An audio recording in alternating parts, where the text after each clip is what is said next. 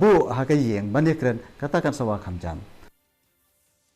The National Institute of Disaster Management (NIDM), in collaboration with Meghalaya State Disaster Management Authority, organized a 3 days training program on psychosocial care in disaster management at Meghalaya Administrative Training Institute, Maodyangyang, Shillong.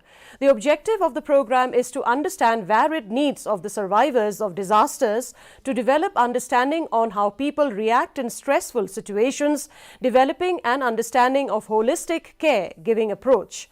Associate Professor NIDM, Dr. Ajinder Walia, gave a brief overview about the training program and on how the program will equip the participants with necessary skill in providing psychosocial care to individuals and the community in the aftermath of disasters.